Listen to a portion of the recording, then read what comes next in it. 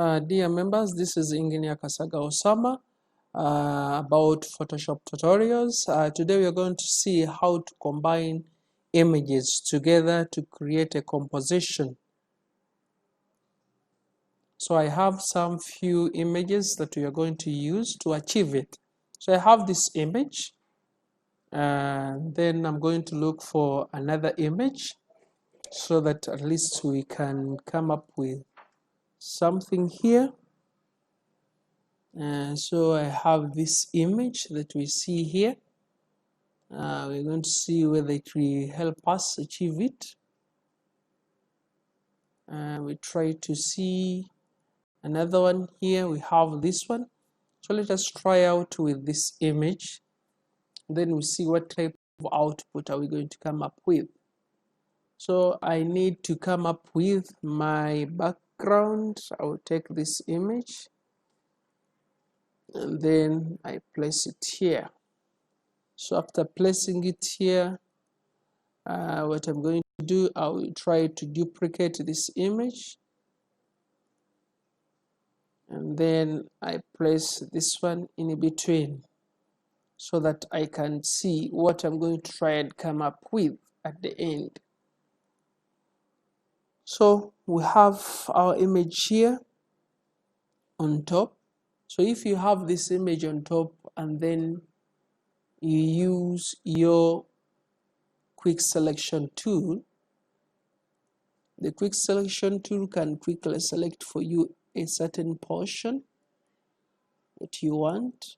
I want to select that portion, so I've selected that portion, and after selecting it you can delete it, but that is distorting the image, so we don't want to distort the image.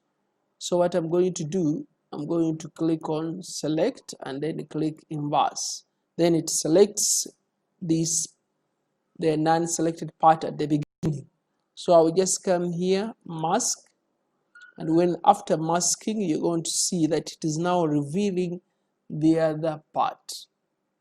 So after revealing, it is upon you to do more editing. You can go to that background and then you use the move tool, move it around to create another nice, interesting output. She's outside somewhere in the hill, or you can reconstruct it and then come up with something, you know, whatever you prefer, that she's already in the mountains. Okay, so I'm going to try and repeat it with another image. So we have our image here. So this image that we have, I will try to copy this image, Control A and then Control C, and then after that I will try to look for a background image, to look for one background here.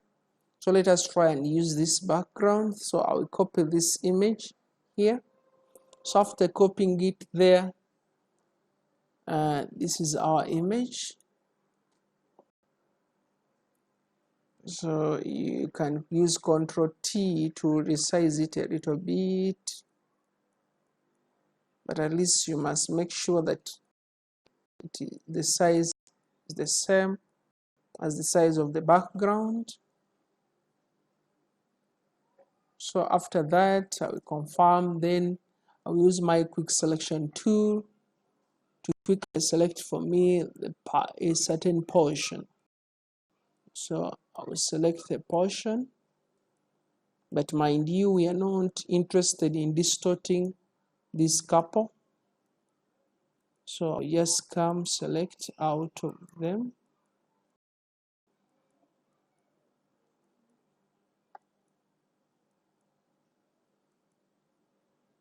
My minus to bring this area back here. At least that will be enough. So I am interested in this part not to be distorted. So what I will just do, I will inverse it, select inverse it, and after that mask. After applying a mask, we can already see our background here. This is our background. You can even try to move, you try to move the background.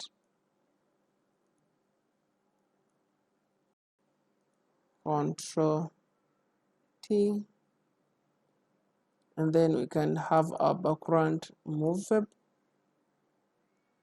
so you can move the background the way if you like. You can even press Ctrl T to keep on resizing it to come up with something else. Just using Ctrl T to come up with another output.